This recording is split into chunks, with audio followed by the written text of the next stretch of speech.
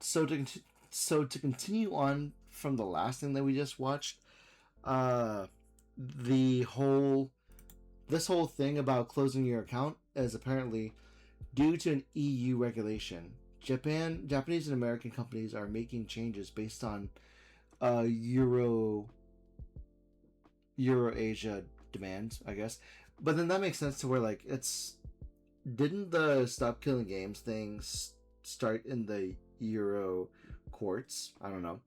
YouTube revealed the propaganda push the UK wants to do. Australia is trying to prevent social media from ratioing on social media. The EU is making companies delete data.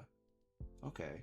Europeans can't have AC, can't have guns, can't have their digital accounts unless they sign in regularly. I mean, signing in regularly is, I guess, it's crazy to do that, sure. Like, I understand to where making them like sign, if you sign in at least once a month, then you're good. Otherwise, access to your console may be limited. That's crazy. It's a weird push, and I don't know where the direction is going.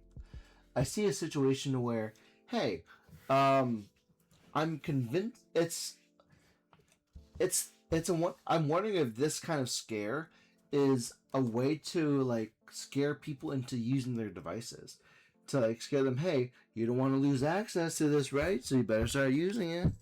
And then like, oh, you might as well do this, and that. And you know what? To be fair, is why no AC in Europe? Europe lacks widespread air conditioning primarily because summers were historically mild. The cooling deficit also stems from the strict regulations protecting historic aesthetics, high energy costs, and a reliance on passive architecture like thick masonry and exterior shutters.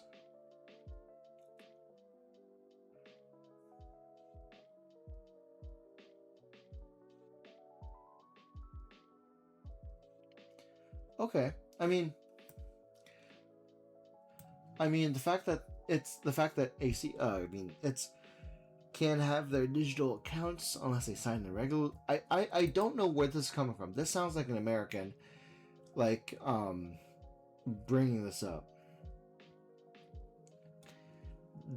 Deserve their grief and deserve to suffer for bending them. They opened redundant offices in European countries, all staffed with nothing but.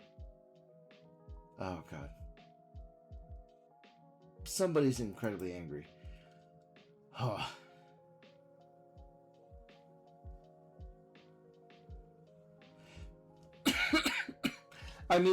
This almost sounds like a.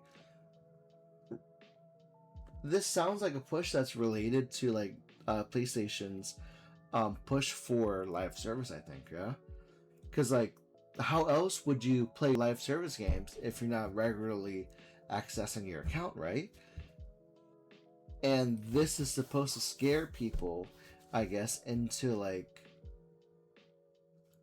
habit, I guess, into patterns to where like, hey, I'm gonna scare you to make you to take away your stuff. No, don't take away my access. Don't take away my stuff. Please. I'll turn on my PlayStation. Please, I'll access my account.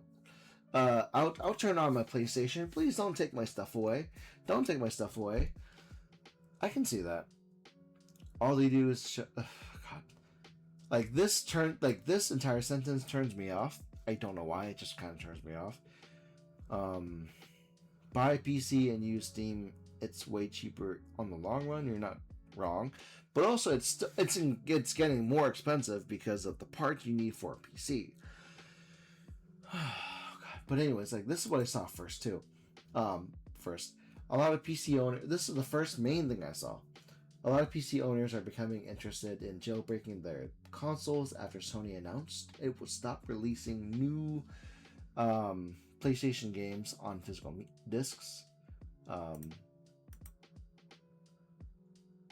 A jailbroken PS5 can run homebrew. Um, well, I want this one. Can run homebrew emulators, apps, and other unofficial software. That makes a lot of sense to where, I mean, it's nothing uncommon to where back in the day, 2,000 years ago, people jailbroke the PSPs, people jailbroke um, PlayStation 3s. People have jailbroken devices for as long as there has been a barrier with consumption, if that makes sense. To where piracy happens in some parts of the world when it comes to video games and media because the accessibility is not available, right? So, what do you do in a place that can't access these mediums? If you can't buy them, if you can't buy them through the normal channels, or if they're incredibly expensive through the normal channels, then people have many options, right? For example, there's been a lot of situations where when people couldn't play certain Nintendo games, they referred to Dolphin or Melon to play these emulators because the access and ability to afford these was extremely high. Playing Nintendo games alone has a barrier of entry of $400, $500 even before you pay the $80, $70, $60 price tag of a game. And controllers alone also have the barrier of entry of $60, $80 if you want to bring in your nephew to play with you. If you want to play a two-player game, if you want to play a four-player game at home with your family, you need to fork over $400, $500 for the Switch 2, another $80 for another pair of Nintendo Switch 2 controllers, and you also have to fork, you have to fork like $80 for the game itself. So you're looking at $600 just so that you can play Mario Party with four people at home. That barrier of entry incredibly expensive. Oh wait, but you have to like download some updates maybe before you can even start playing. You can either do that at a coffee shop that has free Wi-Fi, or you spend another $100, $200. I don't know what it is, but there's another financial barrier of entry to have internet at home too. I'm lucky enough that me and my roommates have internet that we split up amongst ourselves. The barrier of entry is still right there. It's crazy. It's crazy. Please, players see it as a way to preserve games and keep older titles working in the future if Sony decides to start removing games one day. Yeah, that makes a whole lot of sense because like back in the day, I was again, the consumer practice was not great, but I was introduced to the concepts of jailbreaking my PSP, and jailbreaking my PSP gave me permission, gave me the accessibility to play the majority of the Star Ocean games on my PSP. It gave me the option to play certain Game Boy Advance games and Game Boy Color games on my PSP. I got to play several titles of PSP games because of the jailbreak before the red light of death. But again, like it provided that's where it doesn't change the fact that it gave us the ability to play games back in the day. So there is a chance that jailbreaking is coming back. Shoot, there's been some people that have had to like jailbreak a PlayStation 4 just for the opportunity to do a randomizer for Bloodborne, right? You can't even play Bloodborne on like the PC or PlayStation 5 anymore. You can I think wait, hold on, can you? Bloodborne on PS5, is that possible? Bloodborne does not have a native PlayStation 5 version. You can play the original 4 on your 5 via backwards compatibility, but it remains locked at 180p. Okay.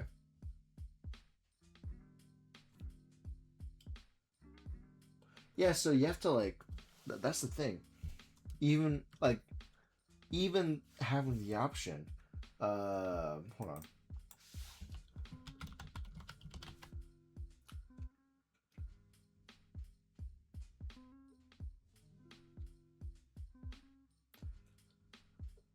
Yeah, like it's crazy to where like even just to do randomizer, even to just perform a randomizer, like you have to go through all these loops just for the option to do that.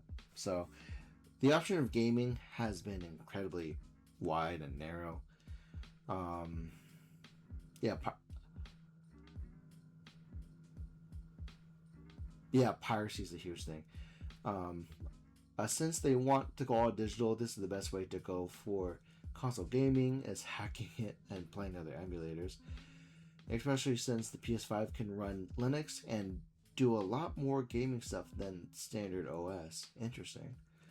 The weird thing on their thinking is that they believe more will buy through the store, but in reality, people will just go to PC. I know most games are sold digitally already, but it's the principle of it. Yeah, like it's people like even though PlayStation is trying to push towards a digital future, um at the very least when it comes to playing games on Steam versus playing games on the PlayStation, we knew what we were getting. But when it comes to playing a PlayStation game, it hurts more because we know what we lost. If that makes sense. If I all of a sudden buy a PlayStation 6 game, um, I know that that comes with understanding that I lost the ability, that I don't have the ability of physical media. That comes with knowing that I lost a chance of media preservation by playing a PlayStation 6 with physical media. Because like the PlayStation 5 came comes in two forms in the with and without the disk drive, and that's a pretty big issue for a lot of people, right? Sony did not think this well, but much of what they've done in the past years, it's been the case. Hopium, this whole thing will crash and burn. Wait, join the dark side. He has three PlayStations. It's incredibly wild. But no, this like the idea. I think it's fun to where the idea um, that people are going to be jailbreaking brings me back to 2012. Brings me back to 2013. 2012, 2013 was the age of piracy, and oftentimes there was a clip I think from Bungie to where or Xboxes, a clip where their primary concern when it came to their games wasn't people pirating it. Their concern is to make a good game and make it accessible. The reason why people turn to pirating games, or the reason why people would, even the point of piracy is based on accessibility. People don't people accessibility comes in the forms of is the game affordable, is the game available in my area, but most importantly, is the game affordable? If the game is not affordable, people often find piracy cheaper. People would first go to the local like um, half price books or something like that and think to themselves, can I buy this here cheaper than the PlayStation Network? Can I buy it on Amazon cheaper than the PlayStation Network? And if those avenues are too expensive, emulate it. Emulation has been around for a long time, and I can see a situation where people see this as the only way to go forward. Again, I'm not at a place to advocate for piracy. I just know that it is a choice. Piracy is the option for people who can't access ABC. Yeah, I don't know.